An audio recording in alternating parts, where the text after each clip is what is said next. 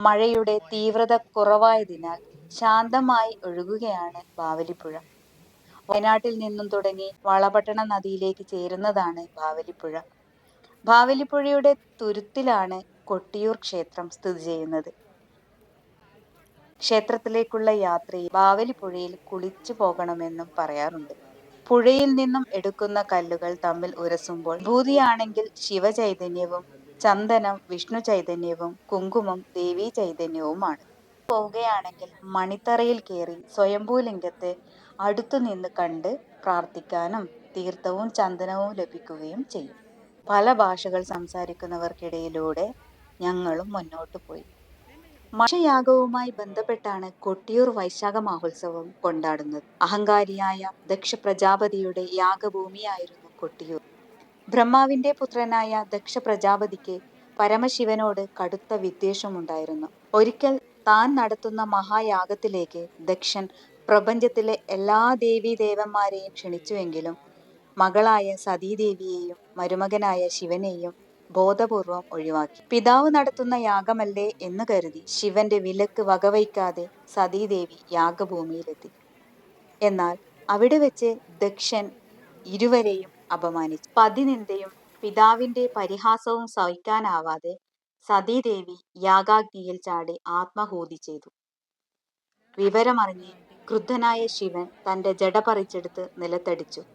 അതിൽ നിന്നും അതിശക്തനായ വീരഭദ്രനും ഭദ്രകാളിയും ജന്മമെടുത്തു. ശിവന്റെ നിർദ്ദേശപ്രകാരം അവർ യാഗഭൂമി തകർക്കുകയും ദക്ഷന്റെ തലയറുത്ത് യാഗാഗ്നിയിൽ എറിയുകയും ചെയ്തു. പിന്നീട് വിഷ്ണുവിന്റെ അപേക്ഷ പ്രകാരം ശാന്തനായ ശിവൻ ദക്ഷനു ജീവൻ നൽകി. യാഗാഗ്നിയിൽ വെന്തുപോയ തലയ്ക്ക് പകരം ഒരു ആടിന്റെ തല ദക്ഷന്റെ ഉടലിൽ വെച്ചു പിടിപ്പിച്ചു. ബാവലിപ്പുഴയുടെ നടുവിലുള്ള മണിത്തറ എന്ന കൽത്തറയിലാണ് സ്വയംഭൂവായ ശിവലിംഗമുള്ളത്. അമ്മാറത്തറയിൽ സതീദേവിയുടെ ചൈതന്യവും.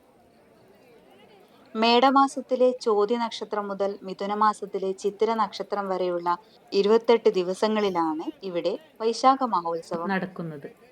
വർഷത്തിൽ ഈ ദിവസങ്ങളിൽ മാത്രമേ മനുഷ്യർക്ക് ഇവിടേക്ക് പ്രവേശനമുള്ളൂ. ഈ കാണുന്നതാണ് അമ്മാറത്തറ. സീതാദേവിയുടെ ചൈതന്യമുള്ളത് ഈ തറയിലാണ്. അമ്മ മറിഞ്ഞ തറയാണ് അമ്മാറത്തറ എന്നാണ് പറയപ്പെടുന്നത്.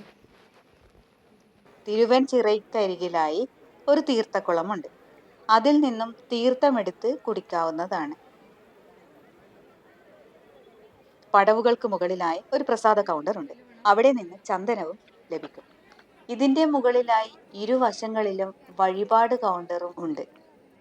രസീതിയാക്കി അപ്പോൾ തന്നെ പ്രസാദവും വാങ്ങിക്കാവുന്നതാണ്. അപ്പം, ആടിയ നെയ്യ്, നെയ്പായസം എന്നിങ്ങനെയായി പ്രസാദങ്ങളുമുണ്ട്. ഈ കാണുന്ന ലൈനിന്റെ ഇടയിലൂടെയാണ്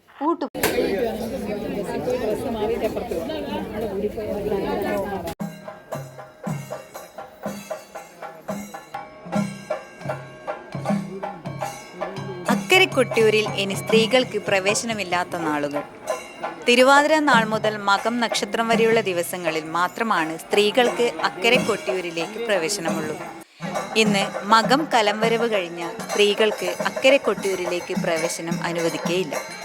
മകം നാളിലെ ഉച്ചപൂജയ്ക്ക് ശേഷം സ്ത്രീകൾ അക്കരെ കൊട്ടിയൂരിൽ നിന്നും പൂർണ്ണമായും ഇറങ്ങണം എന്നാണ് ആചാരം.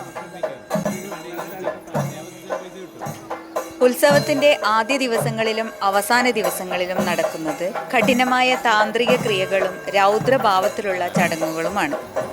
എന്നാൽ തിരുവാതിര നാൾ മുതൽ മകം വരെയുള്ള ദിവസങ്ങളിൽ പരമശിവൻ ശാന്ത സ്വരൂപനായി ഭക്തർക്ക് ദർശനം നൽകുന്നു എന്നാണ് വിശ്വാസം. ഈ ശാന്ത കാലയളവിലാണ് സ്ത്രീകൾക്ക് പ്രവേശനം അനുവദിക്കുന്നത്. ഈ വർഷത്തെ ദർശന പുണ്യം ഭക്തിപൂർവ്വം മനസ്സിലൊതുക്കി വരും വർഷത്തെ വൈശാഖോത്സവത്തിനായുള്ള കാത്തിരിപ്പിലാണ് ഇനി ഓരോ ഭക്തരും.